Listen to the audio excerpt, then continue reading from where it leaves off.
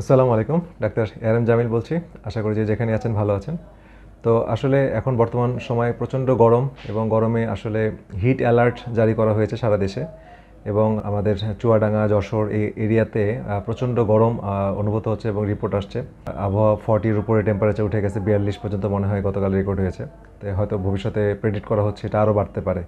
তো এই সময় কিন্তু দেখা যাচ্ছে যে আমরা প্রয়োজনীয় হচ্ছে ডেফিনেটলি প্রচুর সোয়েটিং হচ্ছে, প্রচুর ঘাম হচ্ছে এবং যারা কর্মজীবী মানুষ তারা বাইরে যারা কাজ করছেন তাদের সোয়েটিংয়ের কারণে প্রচুর পানি পিপাসা লাগছে এবং পানি খাচ্ছে। তো এই পানি খেতে যে আমরা হয়তো কিছু ভুল করে ফেলছি, তো সেই কারণে এই মেসেজটা আজকে আপনাদের সামনে তুলে ধরা যে আমরা এই গরমে অবশ্যই শরীরকে ডিহাইড্রেশন হয়ে যাচ্ছে, পানি শূন্যতা হয়ে যাচ্ছে ঘামের মাধ্যমে। তো সেই ডিহাইড্রেশনটাকে ফিল আপ করতে হবে, তবে এটাকে রাইট ওয়েতে করতে হবে। পানি অবশ্যই খুব গুরুত্বপূর্ণ, পানির অপর নাম জীবন, বাট এটা যদি আমরা সঠিকভাবে না খাই এটার নাম কিন্তু মরণ হয়ে যেতে পারে। সো পানিকে সঠিকভাবে খেতে হবে এবং সেটার সম্পর্কে কিছু কথা বলা সায়েন্টিফিক ওয়েতে। তো প্রত্যেকটা কোষের মধ্যে পানির প্রয়োজন আছে, তবে কোষের মধ্যে যখন পানি প্রবেশ করতে হয় তখন কিন্তু সেটা এমনি এমনি প্রবেশ করতে পারে না। তাকে কোষ থেকে কোষের মধ্যে পানি প্রবেশ করতে গেলে ইলেকট্রোলাইটের প্রয়োজন হয়। অর্থাৎ সোডিয়াম পটাশিয়ামের যে রেশিওটা সেটা যদি প্রপার ওয়েতে মেনটেন না করা হয় তাহলে কিন্তু পানি কোষের ভিতর থাকে না, এটা এক্সট্রা সেলুলার অর্থাৎ কোষের বাইরের দিকে থাকে। তো কোষের বাইরের দিকে যদি পানি বেশি থাকে আর কোষে যদি শুকিয়ে যায় এটাকে বলা হয় সেলুলার ডিহাইড্রেশন। কোষগুলো ডিহাইড্রেশন হয়ে গেলে আপনি কিন্তু তখন মৃত্যু মুখে পড়ার মতো ঝুঁকিতে থাকবেন। তো ইউজুয়ালি সোডিয়াম খুব ইম্পর্টেন্ট। সোডিয়াম হচ্ছে আমাদের ব্লাডে যেই মাত্রায় থাকে এবং কোষের মধ্যে যে মাত্রায় থাকে সেটার একটা নির্দিষ্ট ব্যালেন্সে রাখতে হবে।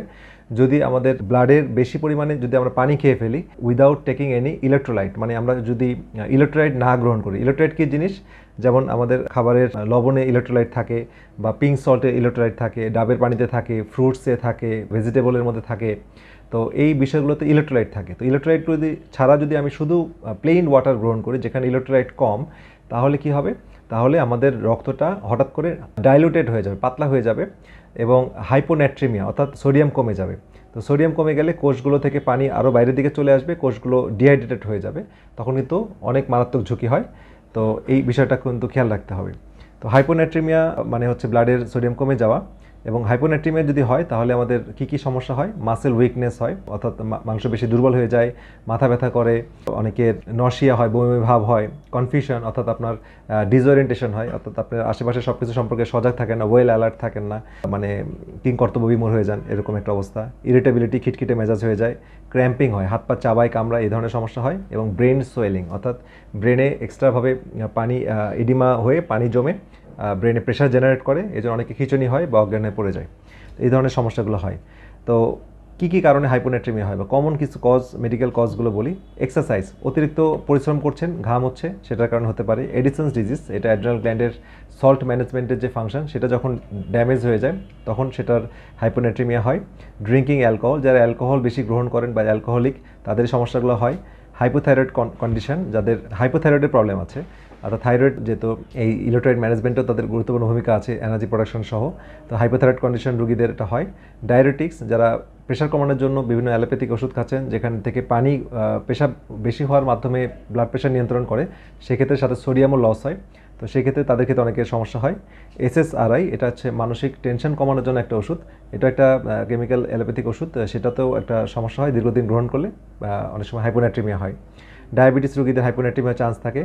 আর শরীর থেকে পানি বের হওয়ার যে কয়েকটা রোগ, যেমন ডায়রিয়া হওয়া, অতিরিক্ত ডায়রিয়া হওয়া, বমি হওয়া, হ্যাঁ, অথবা এখন যে সমস্যাটা হচ্ছে গরমে অতিরিক্ত ঘাম হওয়া, এগুলোর মাধ্যমে সোডিয়াম লস হয়ে যাচ্ছে এবং কিছু মেডিকেশন আছে। তো এই অতিরিক্ত সোডিয়াম যখন লস হয়ে যাবে তখন কিন্তু আপনার হাইপোন্যাট্রিমিয়া হবে এবং তখন আপনার এই প্রবলেমগুলো হবে। তাহলে আপনাকে কীভাবে নিজেকে ডিহাইড্রেশন থেকে বাঁচাবেন, তাহলে কি করতে হবে, শুধু প্লেইন ওয়াটার না, আপনাকে গ্রহণ করতে হবে সোডিয়ামযুক্ত ওয়াটার। তা সেই ক্ষেত্রে সবচেয়ে ন্যাচারাল একটা রেশিও হচ্ছে পিঙ্ক সল্ট। পিঙ্ক সল্টের মধ্যে যেহেতু এটা খনিজ উপাদান, প্রাকৃতিক যে রেশিও, সৃষ্টিকর্তা যে রেশিওতে তৈরি করেছেন সেই রেশিওতে আমরা গ্রহণ করছি। ইউজুয়ালি 1 লিটার পানিতে আপনি হাফ চামচ থেকে 1 চামচ পর্যন্ত দিতে পারেন। তো 1 থেকে 1.5 চামচ পর্যন্ত অ্যাডাল্ট মানুষ, সুস্থ মানুষ গ্রহণ করতে পারে। তবে যাদের কিডনি প্রবলেম আছে, ফিল্ট্রেশন সমস্যা আছে, তারা অবশ্যই চিকিৎসকের পরামর্শে গ্রহণ করবেন, তাদের সল্ট ইনটেকটা নিজের মতো করবেন না। বাট অ্যাডাল্ট মানুষরা এখন প্রচুর সোয়েটিং হচ্ছে, সোয়েটিং অনুযায়ী আপনার 1 থেকে 2 চামচ পর্যন্ত পিঙ্ক সল্ট গ্রহণ করবেন, তবে ভালো কোয়ালিটি পিঙ্ক সল্ট আপনাকে গ্রহণ করতে হবে। এছাড়া আপনি ডাবের পানীয় গ্রহণ করতে পারেন, ফ্রুট জুস খেতে পারেন, গ্রিন জুস খেতে পারেন, সেগুলোর মাধ্যমে আপনি পর্যাপ্ত ইলেকট্রোলাইট পাবেন। আর অ্যাডাল্ট মানুষ অন্তত 2 থেকে হাফ লিটার পানি গ্রহণ করতে পারেন, ইভেন 3 লিটার পর্যন্ত যেতে পারে। তবে পানি যে মরণ, এটা একটা স্ট্যাটিস্টিক্স বলি, আপনার একটা অনেকগুলো স্টাডি আসছে যে আপনার যদি 1 ঘন্টার মধ্যে যদি আপনি 6 লিটার পানি গ্রহণ করেন তাহলে কিন্তু হাইপোনাট্রিমিয়া হয়ে ডেথ হওয়ার রেকর্ড আছে। তাহলে এই বিষয়গুলো কিন্তু খেয়াল রাখতে হবে। এবং ইলেকট্রোলাইট ছাড়া পানি গ্রহণ করা এই সোয়েটিংয়ের সময় ঠিক না। শুধু প্লেন ওয়াটার অতিরিক্ত গ্রহণ করবেন না, সাথে ইলেকট্রোলাইট একটু পিঙ্ক সল্ট হোক বা অনেক সময় ওরসালাইনও গ্রহণ করা যেতে পারে। তবে ওরসালাইনে যাদের ডায়াবেটিস আছে তাদের যেহেতু সুগার আছে, সুতরাং এই বিষয়টা খেয়াল রাখতে হবে। আর ওরসালাইনে এখানে সোডিয়াম ক্লোরাইডটা থাকে, আর পিঙ্ক সল্টে 84 রকমের মিনারেলস থাকে এবং নেচারে যে রেশিওটা সেই রেশিওটা মেনটেন থাকে। তো এই জন্য আমরা পিঙ্ক সল্টটা আমি প্রেফার করি, তো এটা বেশি এনার্জাইজড করে।